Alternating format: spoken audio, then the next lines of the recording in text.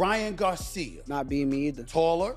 Not beating me either. Faster. Not beating me More either. power. How would you beat Ryan Garcia? I think he's very overrated. Overrated? If a guy loses to Rolly that way, the way that I saw him lose to Rolly, all Rolly did was take away his left hook. That means clearly that's all he got. He better sharpen up his weapons before he get in the ring with me. I love the fight. I think that's perfect. I think it'll be a lot of excitement to that fight. It's a big money fight. Ryan Garcia is somebody that comes in there. You never know which version of him is going to show up. So if the good version of him show up, he gets spanked. If the bad version of him show up, he gets spanked. Either way, he don't stand a chance. He don't stand a chance.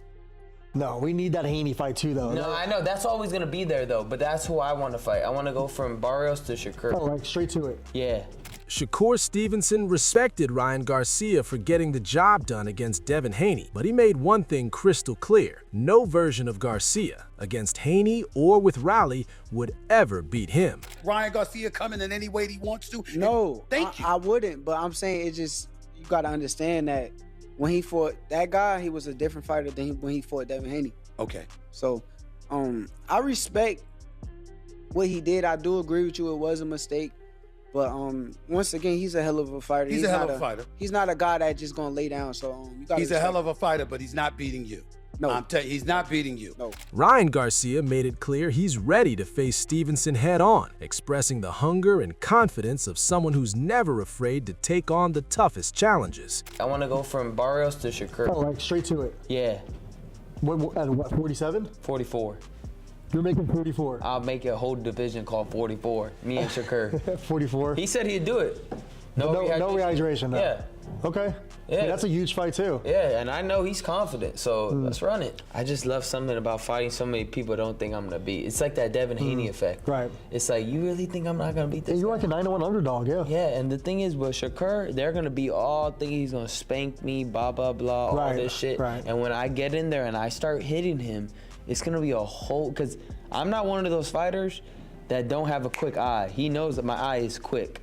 He like, I have that same eye twitch that Shakur has, I do. He knows it. We fought in the amateurs. I beat you.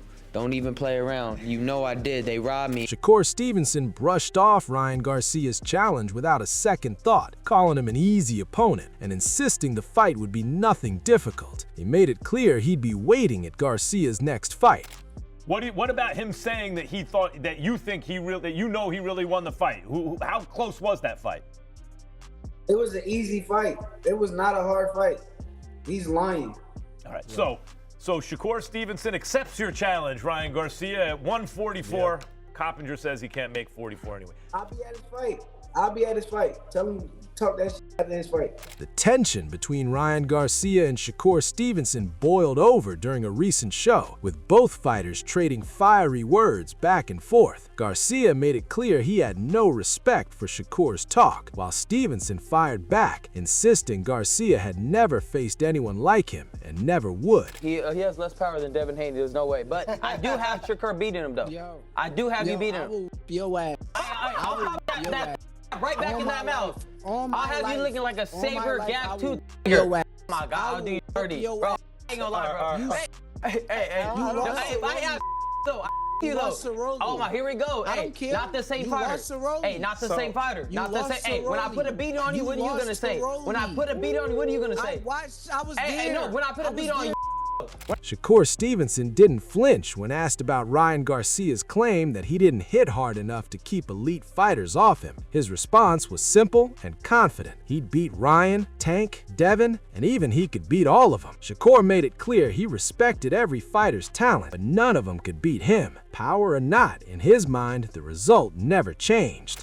How do you answer to those who say you have to have a certain amount of power to keep the elite fighters off you? Because Ryan's saying you don't hit hard enough to keep elite fighters off you. What do you say to that? I will beat Ryan, I will beat Tio, I'll beat Devin, I'll beat all these guys, bro. All these guys are good fighters. I don't take none away from them, but they can't beat me.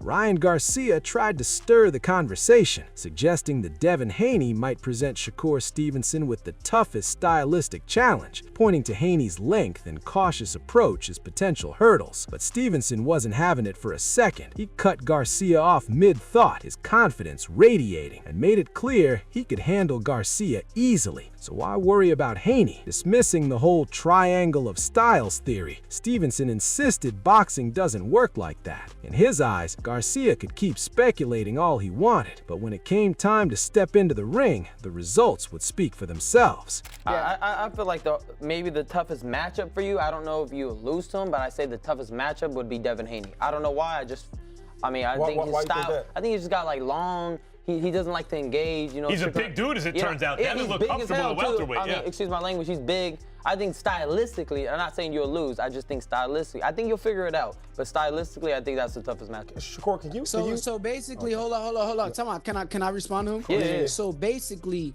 you're not the toughest matchup for me. I said stylistically. You saying Devin Haney I said is. stylistically. Stylistically. So basically, I will. Oh, but you think Devin Haney lost gave me your a hard mind. fight? See, this is what I'm saying. The triangle theory don't work in boxing. That's true. The triangle theory don't work in boxing. You know that. Styles make fights. In an interview, Ryan Garcia didn't hesitate when Shakur Stevenson's name came up. Garcia admitted the matchup excited him more than any other, describing how the ideas were already flashing in his head on how to break Shakur down. He referenced their amateur meeting, making it clear he and his father had their own take on who really won that day. According to Ryan, Shakur knew deep down he didn't get the best of him. Garcia pointed to Shakur's connections within USA boxing as part of the reason, suggesting the playing field wasn't exactly level. But none of that mattered now. Ryan made one thing certain: Shakur knew it wouldn't be easy. The fight had to wait until Saturday business was handled, but after that, Garcia made it clear he was ready to run it back. Would your first option be Shakur Stevenson, who's been also talking your name lately? Oh, for sure. That's the one that is getting me the most excited. It's the one that my light bulbs are flashing in my head on how I can defeat this man. I faced him in the amateurs, and me and my dad have our own opinions on that fight. He knows it deep down that he did not get the best of me.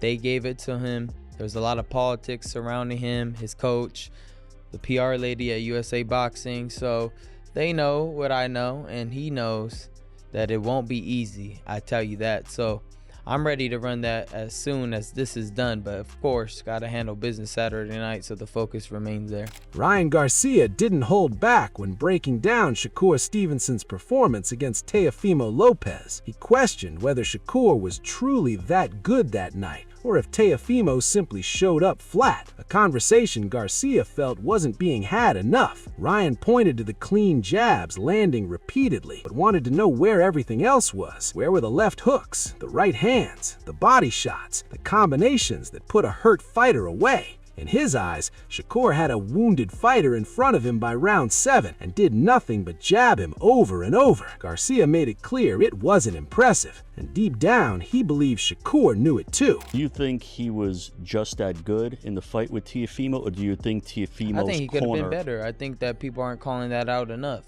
All right. I think once you start landing jabs on somebody like that, as clean as he's landing, where's the other punches at?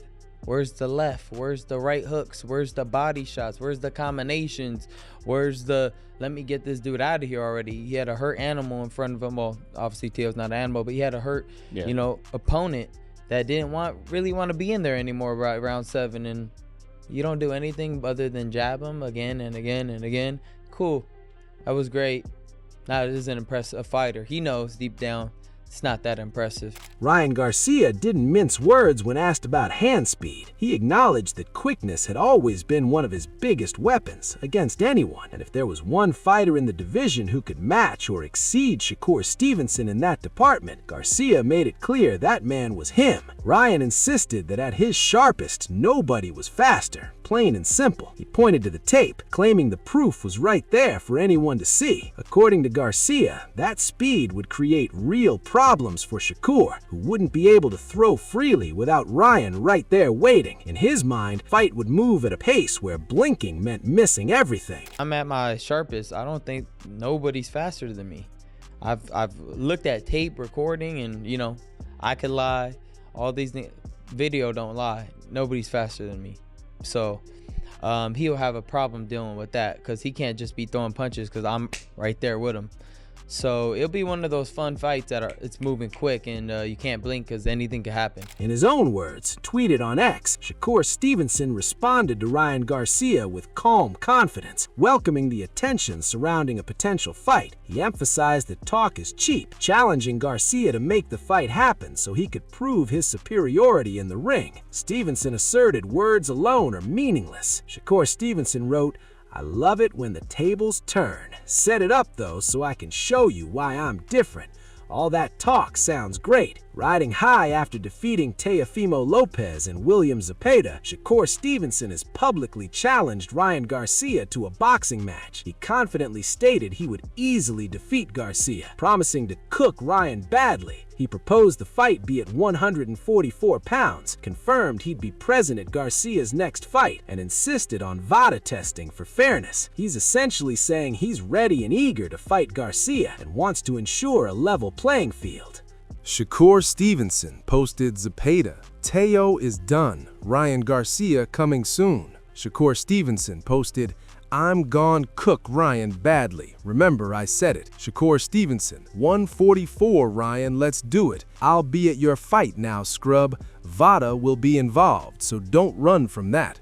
Moving ahead, in an interview, Oscar De La Hoya burst on Shakur Stevenson. He didn't sugarcoat his feelings when asked about Stevenson refusing to pay the WBC sanctioning fee. He called it shameful, plain and simple. Oscar reminded everyone that as a kid, all Shakur probably dreamed about was fighting for that green belt. But for De La Hoya, fee meant more than just a title shot. Oscar pointed out those dollars went towards real things: medical care for fighters, programs that support the sport, and doctors who look after those who step in the ring. In Oscar's eyes, refusing to pay wasn't just about principle. It was a failure to give back to the sport that made him. I mean, the elephant in the room is Teo's recent fight. You know, Shakur didn't pay the sanctioning fee. Okay. What's your thoughts on that? Shame on him. Shame on him because he knows that as a kid, all he dreamt about was fighting for the green belt. Okay? And it's not about just, oh, I'm gonna pay sanction fees. No, you're gonna pay for kids' medicals. You're gonna pay for the doctors outside who are gonna take care of you. You're gonna pay for all these programs that are continuing to help the sport. So if you don't want to pay the sanctioning fee, shame on you. Even Teofimo Lopez criticized Shakur Stevenson's refusal to pay the WBC sanctioning fee, recalling amateur WBC events where fighters vied for a green belt. Lopez believes fighters should honor their commitments when pursuing titles. He emphasized that a fighter's word and pride are paramount, questioning what kind of champion Shakur is if he doesn't keep his word to the WBC. What did you think about it? Well, I think even going to that, where he states it's, I've even seen like in the amateurs where the WBC is also having amateur shows and competitions where you're fighting for the green belt, just to have like the sense of what it will feel like when you get to the pro ranks.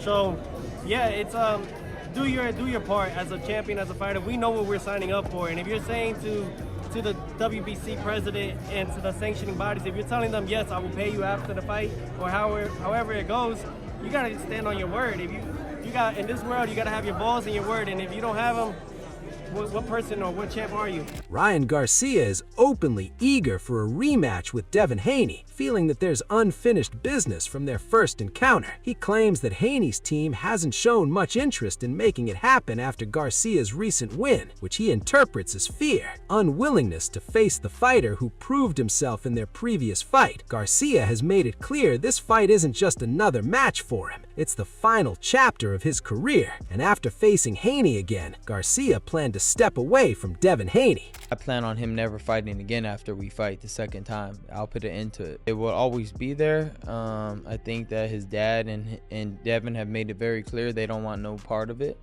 They know how I'm coming Saturday night, so because they asked him if Ryan has a great performance, are you interested? And they said no.